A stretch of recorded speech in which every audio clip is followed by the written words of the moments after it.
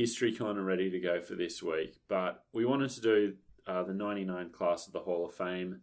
And when I looked at the crop of retiring players, there's so many that I think it needs a bit of extended conversation. It was just a bumper year, wasn't it? Yeah. I want to state firstly, before we go on deciding who's in and who's out, we had a rule. We're only going to induct 3 players per year. I think that's an important rule to maintain because I like the concept of the first ballot Hall of Famer for a start. I think it adds like a little bit of gravitas to anyone who does get in. But B, it's just to preserve the sanctity of the Hall of Fame. If we start making compensations and letting 6 players through every year, suddenly Andrew Frew's in the Hall. Andrew who? Andrew Frew. That was the Manly Ground Announcer's favourite call. So if you're listening and your favourite player doesn't get in this time, they've still got a shot. You know, it could be in 4 years. There's a weaker class and in they go. So by all means, send an abusive email. Yes, please. But there's still hope. Yeah, you know. I will say, friend of the show, Dale Rowdy Shearer, might struggle to get in this year. So we might leave out talk of Rowdy as to whether he makes it for this week, because I think the field's too strong to reasonably include him in the discussion. So I'm just going to read out the list of retiring players from 1999. Glenn Lazarus, Cliff Lyons, Greg Alexander, Paul Harrogan, Steve Renouf, Steve Walters, Rod Wishart, Dean Pay, Mark Carroll, Paul Langmack, Brad Mackay, Matthew Ridge, Mark Coyne, Noah Nadruku, Tawera Nikau, Tony Butterfield, Brett Dallas, Jim Serdaris, Tony Iro, David Barnhill, Andrew Leeds, Brett Broadwell, and Darren Fritz. Bloody hell. Yeah. We lost some talent that year. Yeah. Obviously, the culling of the clubs went a long way towards doing that. You had players who were on massive contracts, hangover from the Super League era, that suddenly had to be cut right back. And then you saw a player like Rod Wishart, who was on $400,000, got offered $40,000. Yeah, that's an insult. And decided that, well, I'm not going to play for that, but also I don't want to play against the Steelers/Dragons retired. So I think you have a few situations. Got a lot of respect for that. Yeah. But what's forgotten in this is Alan Langer retired mid-year in 1999. And if he didn't have the comeback, it would just be all-time. I think it probably is an all-time year for retirees ananyway. Insane. I can't believe Nikau retired then. Well, he went off to England. Yeah, that's right. So I should specify, for our purposes, retirement means no longer in the NRL. You know, a lot of these players, I think Brett Dallas had a few years at Wigan. A lot of these players didn't retire. He had some great years at Wigan. Yeah. So the last year in the NRL is how we're measuring this. So obviously we can't talk about all these players, and I think not all of them belong in the Hall. I've nominated 8 players to discuss at length. I think they're probably the closest to the Hall of Fame, but I just wanted to do a shout out of some of the ones that, in my book, fall a bit short of the mark, but you know, are worthy of some talk. This is criteria based. Yeah. Well, yeah. So it's criteria based, but then there's a tier below the criteria where it's subjective. Mm-hmm. And I think Mark Carroll, great career, probably just a bit shy. Quite a bit shy, I think. Yeah. Yeah, I mean, big hits, played tests and everything. Yeah. Won comps. So I wouldn't say quite a bit shy. I'd say a little bit shy. I think that there's a few players on this list, and I put Carroll in this bracket. This isn't a slight on their abilities or what they achieved in the game, but there's a few players that on the ARL side benefited from the split. Yeah. Players who weren't really getting a Guernsey or getting much of a go in the rep scene that suddenly were the face of the rep teams. Aaron Roper. I'll say this about Carroll: you can't really tell the story of rugby league without him, No. because you're telling the Harrogan and Carroll feud. Yeah, exactly. Which is the big bonus. Yeah. He'll still talk about that to this day. Yeah. When we talk about Paul Harrogan at length, I'll get into some of that because there's actually some good content about that. Mark Coyne, I think a bit closer than Carroll, still shy. He played 19 Origins. That's incredible. Yeah. I never thought he was that great. Yeah. He wasn't, but obviously again, your point on Queensland jerseys, which was 19 Origins for Queensland, isn't as impressive as 19 or 20 for New South Wales. So Mark Coyne, so he played Origin before Super League, and then obviously for the ARL during it. He must have been respected by then because he was always picked. Yeah. All his tests came in the ARL era, so no internationals outside of that. In his defence, Mal Meninga and Steve Renouf, quite a formidable centre period ahead of you.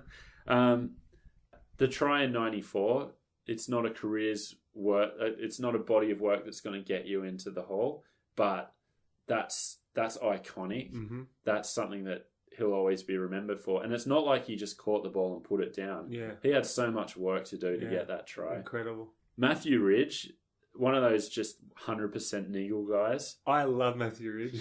I really loved him as a player. Yeah. Even his look, even that long, slender face. Yeah. And his Buffon haircut. There's something to be said in rugby league, in all sports, I guess, for players who just know how to get everyone else on the other team offside. Because it does put people off their game. And they had Ridge and Hill on the same side. Oh, yeah. Like, the last era of good Manly teams, I remember talking to my uncle and being like, you know what? I hate to say it, but these Manly blokes, they seem all right. Like, I don't hate many people in that team. The 90s Manly team, like, outside of Cliffy, like... Danny Moore, Jeff Tuvey, Terry Hill, John Hopperway. Who else did we have? Brad Mackay, another one. Great career. I think the move to Perth probably... took the wind out of his sails a bit. Yeah. He played some great... he's always the backup to Clyde because of Clyde's chronic injuries. He was always in the side for Origin and he always performed. Mm. Unlucky to miss out on the 94 Kangaroo Tour. Yeah. David Barnhill we talked about a few weeks ago. What a career. How many Origins did he come up with? Let's see. I don't have those stats in front of me. Fucking Judas. But yeah, great career. Just really dependable. You knew what you were getting. Tough. I really I love the way he ran too. Just really hard runner. I've always had a soft spot for bald guys too. Yeah. Like guys that were in their mid-20s looking 50 and fucking Brian Popper Clay style. Yeah. Just carving up still. I always love that. And it was the era before just doing the shaved head was mandatory. Yeah. So he still had the long wispy look. It looked like Riff Raff from fucking Rocky Horror Picture Show. And with the gaffer tape around his head. It was not a great look, but... Great career. Noah Nadruku. One of my all-time favourites. I loved watching him so much. If he'd have played in the NRL for 10 years, he'd probably be in the Hall, you know? If there was anybody... if there's any Fijian player that's ever played that isn't a Fijian flyer, I'd like to know about it. But he was a Fijian flyer. Maybe Petro. Frequent flyer, maybe. I mean, don't want to bring down the mood, but the Noah Nadruku front page of the drinking scandal when he had the list of drinks that he consumed on his bender. It was something outrageous, like 35 schooners or something and 6 bottles of wine or something. On the field, but what a beast. That footwork, pace. Yeah. That era, 94, my favourite Canberra era. Yeah. And that tandem with Ken Nagus on the other side, which I don't think you'd seen that before. Like now it's, obviously there's so many islands. Just two Ferraris. It was kind of ahead of its time and it was a sign of the way the game was going. But they were... That 94 team, I think, was probably the best of that Raiders era. Insane. They went from Sean Hoppy who was a fucking gun, to Nadruku and Negus. Yeah. Outrageous. So, yeah, what a talent. The Hall of Fame talent, not Hall of Fame career. When he came in 90, I think it was 93, he came in, like round 8 or something, he came in, and he was just bamboozling guys. Yeah. Like an NBA crossover when they fall over and break their ankles. Yeah. Just doing that to guys on the wing and scoring. Yeah. But no one had seen anything like it. It was magic. Kind of similar to Tawera Nikau, I think, is Hall of Fame talent who... Hall of Fame Barnett. Yeah. Oh, yeah. Absolutely. If I think of a haka, the guy leading the haka, it's his face I'm thinking of. Yeah. Just ultimate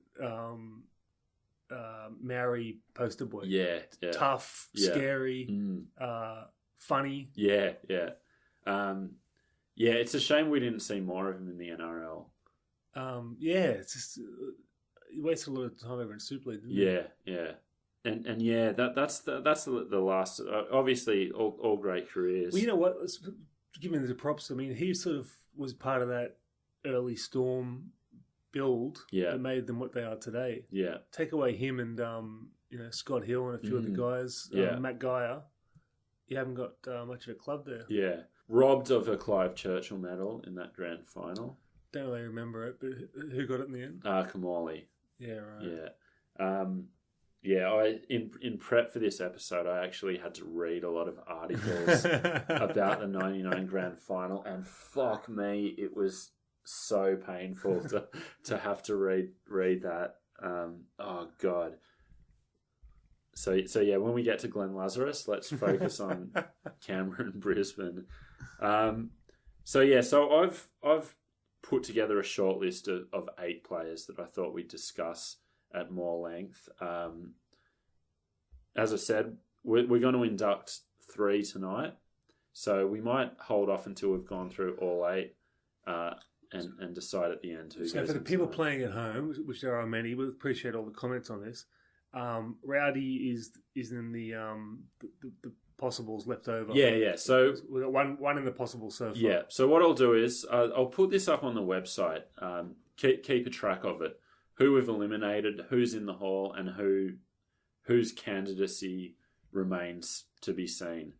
And just before we do get started, I'll just give a shout out to some Facebook feedback we've had. Really enjoying the conversation. I think there's been a lot of intelligent comment. Not by us, but not by us. Yeah. So I think the consensus is Lazarus and Walters, which I agree with. Are we talking Boxhead and not Carrod? Yeah, yeah. Carrod just a little short. Cliffy, big fan favourite as he is of this show, and Steve Renouf gets some love. Dave King, shout out to Dave. So yeah, we'll get to all that, but I just wanted to say we really appreciate your feedback, and it does have a bearing on what we decide. Where does Mongol McGuinness sit on Cliffy?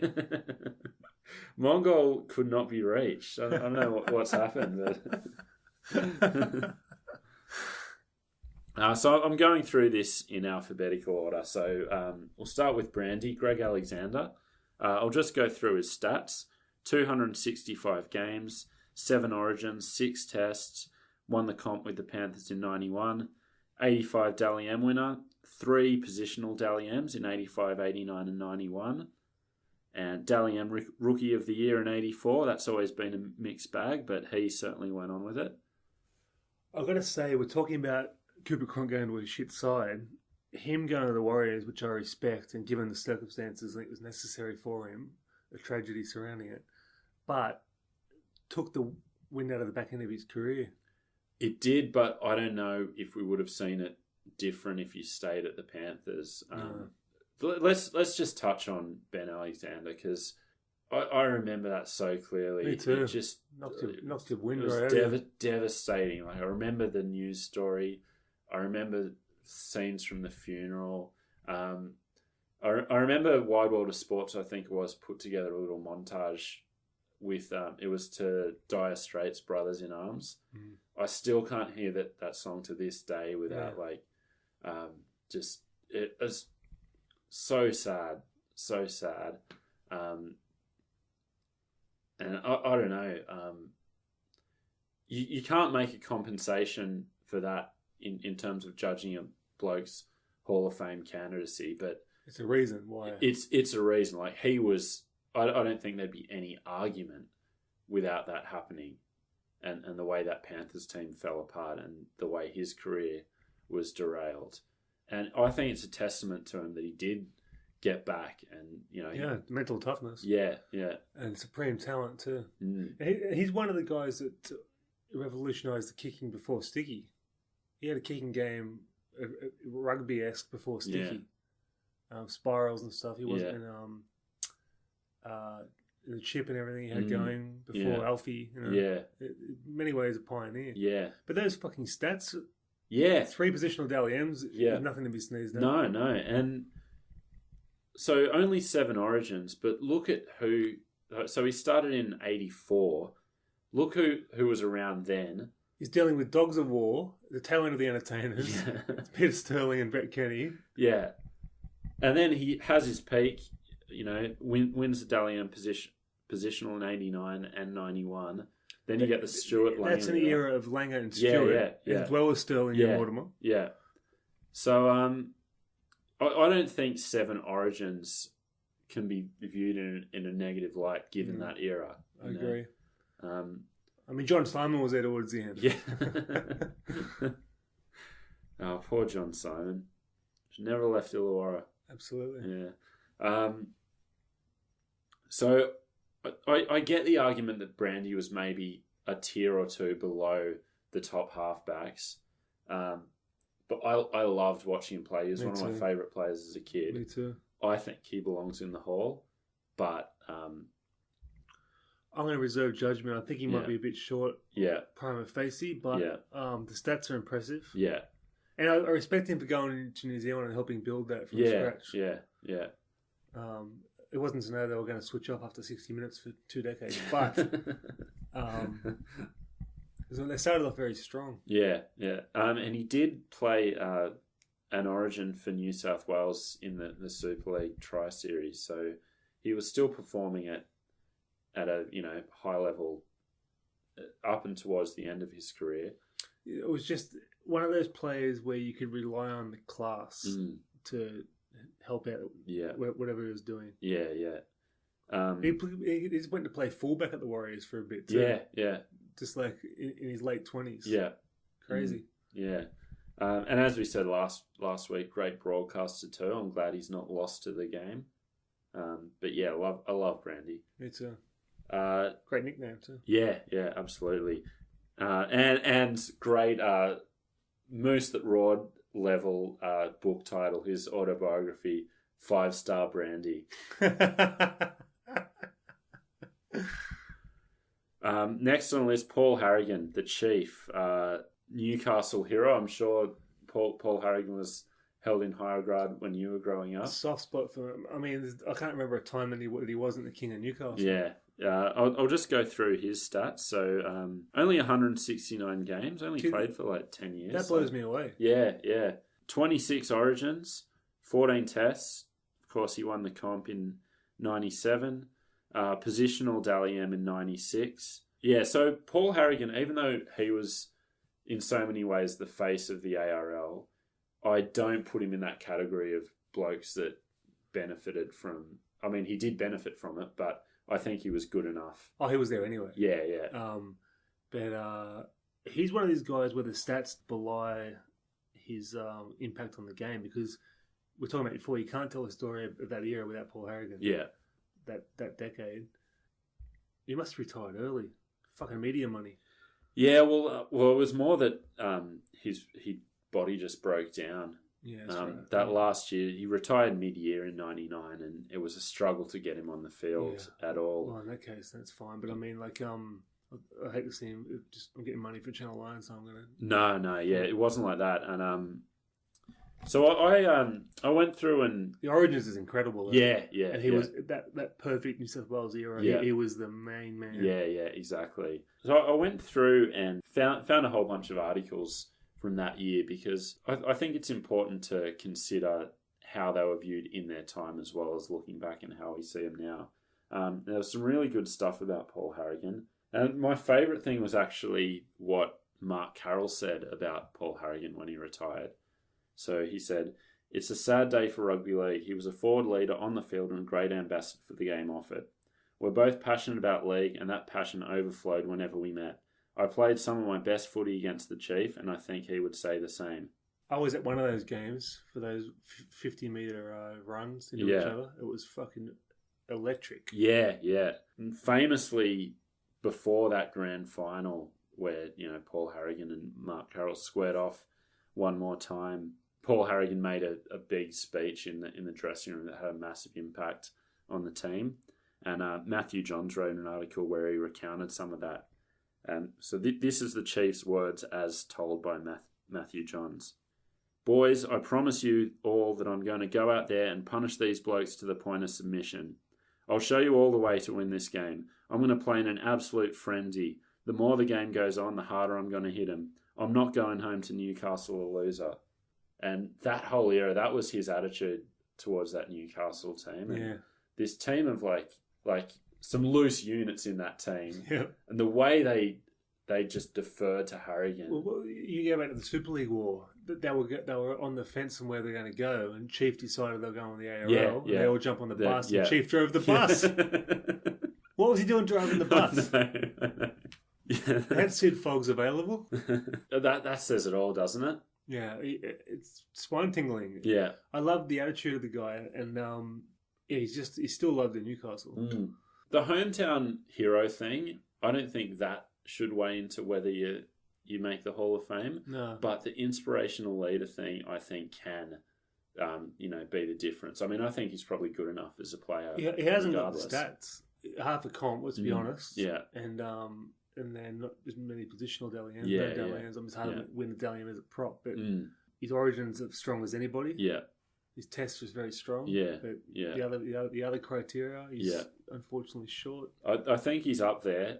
Just before we move on, this isn't about the Chief so much as it is about retiring rugby league players. This is just this was the speech he made when he was retiring. He said, "I've looked over the cliff now and seen life without football, and to tell you the truth, I can handle life without playing for 80 minutes every week. I can cope with that, but what I can't cope is the thought of not being there with the boys. The only thing that kept me going was the boys, and in my mind, they're number one." Meanwhile, his wife's crying at home. So there's two things vitally important to all rugby league players when they retire. One is their feelings for the boys and how much they're going to miss the boys, and two is being remembered as a bloke that just loved their footy. I don't know why being remembered as loving football is so important to these guys, but every one of them, that's all they want. And you'll find a lot of them don't want to be lost to the game. But how's Jared Hanger to be? His speech going to be? Yeah. Want to be a guy that remembered that didn't give a fuck about football. Want to be remembered as a guy who was selfish, didn't give a fuck about the boys. So Paul Harrogan right in the mix, I think. I don't think he is. You don't? I think he's definitely there on the spiritual side of things. But 20 plus origins. Yeah, but we're talking about the criteria involves positional Dally M's. Well, he has one positional Dally M. Yeah, okay. Yeah, in 96. Suppose so with a full comp. With that many games, I suppose, you can't get that many, I suppose. Yeah. And plus you're dealing with like a whole host of other great players of the era. I just don't think he makes the criteria. I mean, he does. He makes the probable criteria. I think he's lower than he's probably on the level of Rowdy. I think that 26 origins. You know what? That counts for a lot because he was fucking amazing and a huge part of that big run we had. I think his stats are borderline, but something like those intangibles that we talked about. Yeah, and there's 97. Yeah. What it did for the game. Yeah. I think that's... Intangibles, he's right up there. Yeah. He's outstanding in intangibles. Next, Paul Langmack. I love Langmack. I do too. Loved him as a player. Yeah. Loved him as a bloke off field. Huge noggin. Yeah. So 311 games. I think he was the second second player, or maybe third. Yeah, it must have been third after Terry Lamb to play 300 games, 4 Origins, 0 tests. That's amazing. Yeah. He was always considered the benchmark of the best player ever to play for Australia, wasn't he? Yeah. 3 comps. He won Rugby League Week Player of the Year in 1992. That's not a bad award. No. Because that's purely consistency on ratings as opposed to like reputation, Dally-M points, that sort of thing. You get your 7 or 8 every week and it adds up. Yeah. There's no lying in that. Yeah, exactly. So I think he's quite a way short of the Hall. Yeah, I remember him as a great player though. 3 comps. Yeah. Like, that speaks for itself. But it's funny, like when I think of Paul Langmack, it's always in a Canterbury jersey. I think in a West jersey quite a bit. Oh, really? Because I was going to say, like, for me, it's as if those West years didn't happen.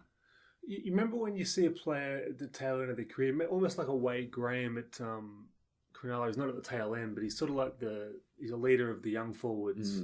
And when he was at West, he was this ball playing back rower and sometimes 5'8", and like he had all the respect. And then when he was playing, the young forwards played better, and that's what I remember him for. Yeah, he just had that touch of class. Yeah, well, on that he was 95 Dally-M Captain of the Year, so definitely, you know. You take Freddie out of the mix, he would have played for Australia. Lock or 5'8" occasion or bench. Yeah, so he played. He signed with East in 99, only played 3 games, didn't really work out. But when he announced his retirement, Craig Coleman, who was coaching Souths at the time, tried to get him to come over to Souths because Daryl Trindle was injured and he needed a halfback. I think that goes some way to showing why Craig Coleman is no longer coaching in the NRL. But yeah, so I think he's well short of the Hall in comparison to some of those other players around him. But I thought he was a really good player. Me too. I think, my whole teenage years he was always playing. Yeah. So he's always been in my mind. You know? Yeah. A lot of respect for him as a player. He's in the Hungry Jacks Hall of Fame. I know that much. I remember reading a story of when he was coaching. Was it South he was coaching? Yeah. And he was turning up late to training and stuff because he was running his Hungry Jacks stuff. I thought, like, how rugby league's that? Have you coach flipping burgers instead of fucking putting out the cones? Well, Clive Churchill used to turn up to South training in his taxi when he was coaching. Think about that. Literally an immortal. Yeah. My favourite one of those was there was this rugby league doco that was on Channel 7 in about 92, and they had Bob McCarthy and Ron Coote being interviewed, and they were talking about what they were doing now, and it's they said, the voiceover said, you know, Ron Coote has a number of McDonald's franchises and is very successful with that. Bob McCarthy is about to leave his job at a car yard to coach South Sydney. I'm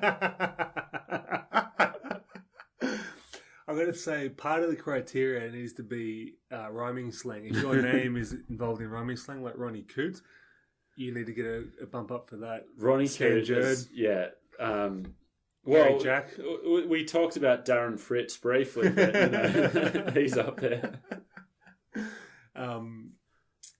Yeah, that's hilarious. Darren Britt, I think he might have been a 98 retiree that we didn't touch on. But Edgar Britt's always been the slang for that, but Darren's one I've let to bring in. But... I think given the quality of players he's up against, I'm happy to rule a line through. Yeah, I'd just like to say that I think he's great. Yeah.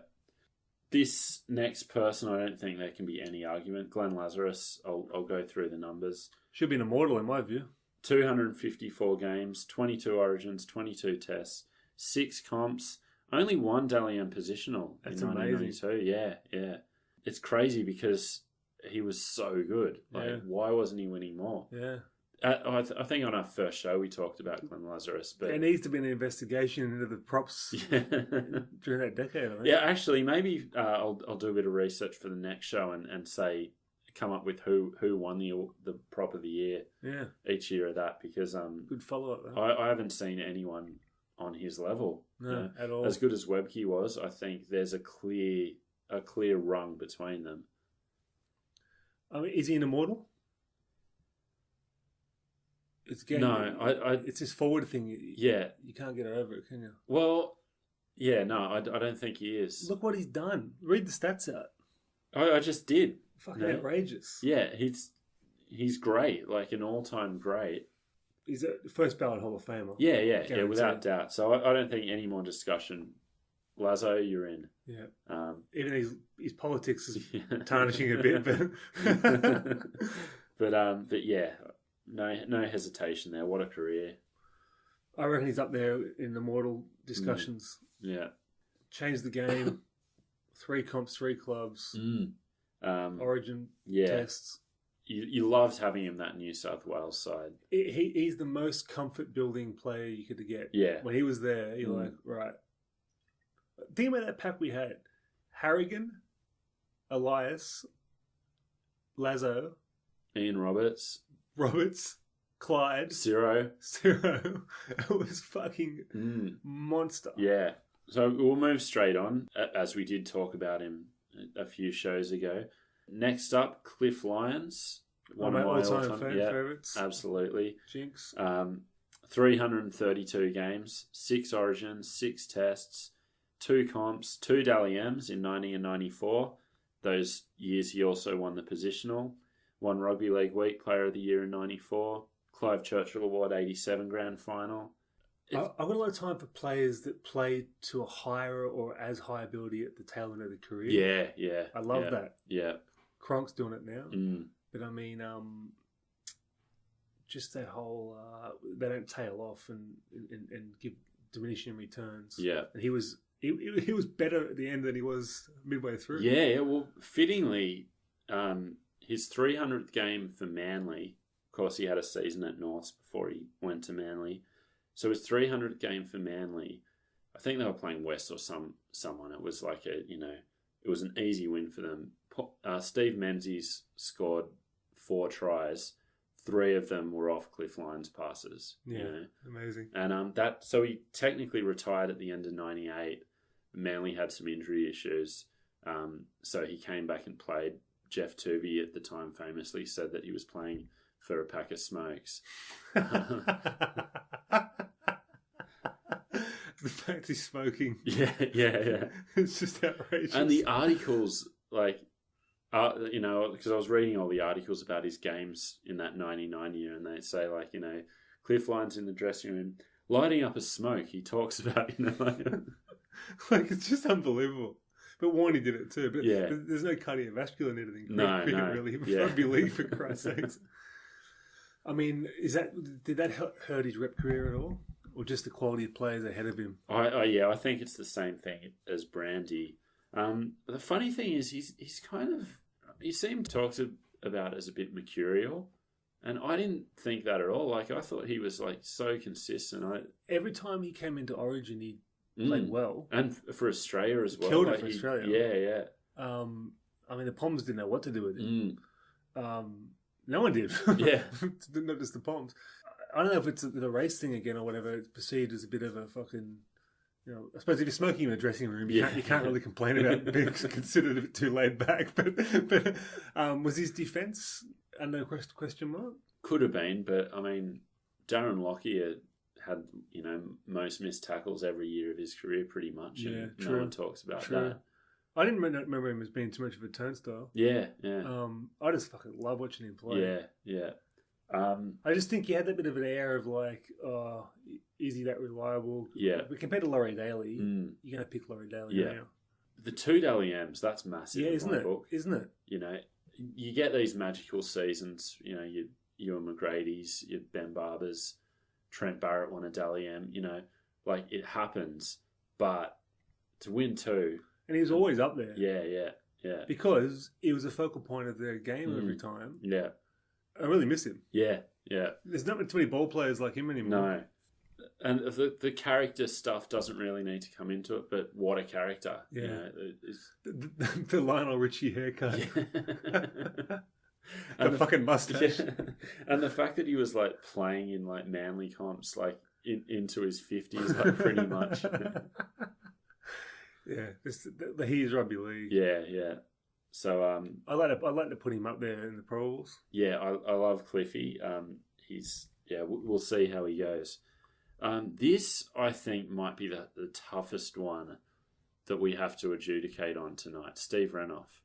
So I'll go through the stats. 183 games, 13 Origins, 11 tests, 4 comps with the Broncos. Another Harrogan style thing. Not enough games. Yeah. Went to fucking England way too early. Yeah. I mean, he probably 2 more years. And I mean, he retired from rep footy in 99, but he was in the mix for Queensland jerseys then. It's not like he was done. This is a guy that you cannot tell that era with without mentioning. Yeah. He was electric. If we were sent back to 1994 and we were telling people watching Steve Renouf then that there was even debate about whether he belongs in the Hall of Fame, like, there's no way, he was a sure thing. Yeah. But does he have a Hall of Fame career? I don't think he does, because of the numbers, really. Yeah. But when he was there, yeah, whenever he was in the squad, there was a buzz around him. You knew something was going to happen. Yeah. And you're worried about if he was playing against you. So 13 Origins, obviously that would have been 16 with 95. He played two Queensland matches in the Super League Tri-Series, so he was still in the mix then. So you can say that there would have been an extra 3 there, which takes him to 19 Origins. Does that put him over the line? Yeah, he's got the class to be there. What was his Dally M's and stuff? Yeah, never won a positional Dally M. Yeah, incredible. Yeah. But did that speak to consistency? Yeah. But no, hang on. You got to factor this in with that. You're playing in a side with Alan Langer, Kevin Walters, Glenn Lazarus, and you're competing for Dally M points with them every week. Yeah. So that's why Lazo probably didn't win so many Dally M. Yeah. Because he was playing with Daly, Clyde. Yeah. Very, very good point. Very good point. So maybe you have to take those positionals with a grain of salt. Like, it's a good marker, but the absence of one doesn't necessarily tell the whole story. But then again, you get the benefit of playing with those players. I don't know. I would have him in there on class. Yeah. We'll definitely be keeping him alive tonight, but it's such a tough one because on talent, like, he's the first bloke you'd put in there. I put him in the Gasnier Inglis mould of just grace and speed and power, and just like when people are in awe to watch them move. Yeah, it's something special. So I guess it's like, I think Mark Gasnier was a much better centre than Jamie Lyon, but I think Jamie Lyon is way closer to Hall of Fame than Gasnier is. What do you say that? Just because he did it like every game for like 10, 15 no, years. Why do you think Gasnier is better? Just at his best, like. I thought footwork and stuff. What's that? Like his footwork. His footwork, his just the he had X factor. A couple of hot seasons, handful. But Lyon he's been a handful all game, every game for 300 games. I just know if I was going to put the ball in someone's hand for my life, actually it'd be Lyon. Yeah, it'd be Lyon for sure. But his nickname Killer for Christ's sake. No, so not for my life, but just for a laugh. It'd be Gasnier. You want to see a guy muck around with, put a step on someone and then drop the ball, it'd be Gasnier. I think talent, I guess my point is talent-wise, I think Gasnier is much better. Well, he had a better physique and better footwork and stuff, but Lyon just had that killer instinct. But, I mean, Renouf was just all attack, wasn't he, really? It's a bit of a defensive question mark. Yeah. But like, how good was the attack? When they used to isolate him against the guy somehow, and then he get the ball with plenty of space to move, the poor guy defending him. From 92 to 96, just vicious. Yeah. And again, hard to tell the story of rugby league without him. We'll move on. Steve Walters, 272 games, 17 origins, 19 tests, 3 comps, 3 Dalian positionals, 1993 Rugby League Week Player of the Year. In his time, widely considered the best hooker of all time. Hooker's a really tough position to weigh up. I think even from Steve Walters' era, It's changed so many times. Yeah. Like Mark Soden revolutionised the game from hooker. But he was something else. So. Yeah. And to think that his brother was the test hooker when he started out and took it off him. Yeah. It's so funny. And it took him till, I think, 1990 to break into the Origin team. And then he subsequently lost out in the next games to Carroll. I think Carroll was still going in 92 in Origin and Test for Australia. Not for Queensland, unless he was coming off the bench. So basically from 91 on, Steve Walters had a mortgage on the position. He played every Origin besides Game 2, 94. Those Elias Walters battles were legendary. Yeah. And the classic of all classic sledges when he said to Benny, who was taking his time to get the scrum ready, hurry up, Benny, I've got a test to play next week. I love that so much. I think he's first ballot. I think so. I think so. The only kind of question mark is I would have thought he had more origins than that. Yeah. Carroll took, 6 or 8 off him? Yeah. I mean, Jason Hetherington played 8 origins, when you see that, you think, oh, well, Steve Walters must have played 30. But yeah, I don't think there's much argument beyond that. Anything over 10 origins is a good origin career. You mentioned 3 or 4 years in the camp. And we were talking about his Newcastle era, his short-lived Newcastle era, when we talked about Warren Ryan a few weeks ago. But reading the stories from that year today, there was strong talk about him, getting a recall to Queensland and talking about how good he was playing. So another guy that was doing it right till the end. I think. I don't remember that though. Yeah, I know. Neither do I. And I think in that kind of pre-pay TV era, especially when he went to the Cowboys, it was out of sight, out of mind. You kind of think of his career ending in 1996. Yeah. I also think the Super League War just took the shine off. Yeah. Back-ended careers. Yeah. Just because of the upheaval. Yeah, exactly. And it's funny you mention it because Walters himself actually said that because he got benched a few times at the Cowboys and struggled for form. But he said that the Super League War was a big factor in that he was struggling for enthusiasm with the 2 comps and, was feeling quite displaced. And it must have been weird playing as a player in that era. Playing the Rams. Yeah. Yeah, I think not much argument from me. No, me either. One of my favourite players of all time. Last bloke we'll talk about tonight, Rod Wishart. Love Rocket Rod. I love him so much. I'll read out his numbers. 177 games, 22 origins, 15 tests, 0 comps, won a 1991 Winger of the Year. I love him, as we've talked about before, so dependable, really good player for New South Wales for so long. The origin record's outlandishly good. Yeah. It's great. Yeah. A bloke who, wrung every ounce of talent. You guys say the same thing. Yeah. Just rung it out and then rung it out again. Yeah. When you saw him and Brasher in the origin side, they weren't playing good club footy or whatever, or you weren't making the headlines, you're just happy to see him there because you knew it was going to be a good origin. And just always, this doesn't come into it, it's not the Good Bloke Hall of Fame, but it just seemed like a really good bloke. I really liked watching him play. As that Steelers stalwart, there's not going to be many Steelers that make the Hall of Fame. It would be good if we could put one in there.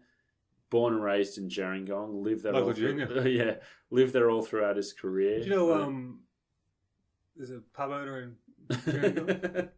I don't know, but funny you mention it now because Rob Wishart's first coach had a pub there. It's never been mentioned. Played a few games for Parrot, didn't he? I will say, I think if we can't put Dale Shearer in the hole, I don't know if we can put Rod Wishart in. I don't think he makes it. But can I just make we're talking about Cronin there for a bit. Can I make a random observation? I've never liked the nickname, the Zip Zip Man. They talk about Ray Warren loves to say it. The Zip Man. Yeah, He's a great player. Blah blah blah. I thought it was the shittest nickname ever. Yeah. Zip, I don't mind. No, but the Zip Man, yeah, it's a bit much. They had a few in that team, like, you know, the Mr. Perpetual Motion. You know? Let's keep it one word. You know? Mary. Yeah, exactly. Steve Ella, there's a bloke that's been lost to the game. What's he doing? Absolutely. But anyway, back to Wishy. I don't think he's in there. I don't think you put him in there, but the Origin thing to me is just he's in the Origin Hall of Fame. Yeah. 23 Origins out of, like, in that era. Much imitated goal kicking style. Yeah, and 15 tests as well. Yeah, you know? That is insane. Yeah, he was in the Willie Kahn era, and then when they left, he was in the Sailor era. Yeah. That shows how reliable he is. Yeah, exactly. I think he's almost in the Jason Nightingale class. Yeah. Better. He must have been like the best guy to have as a coach. Real coach's player. Yeah.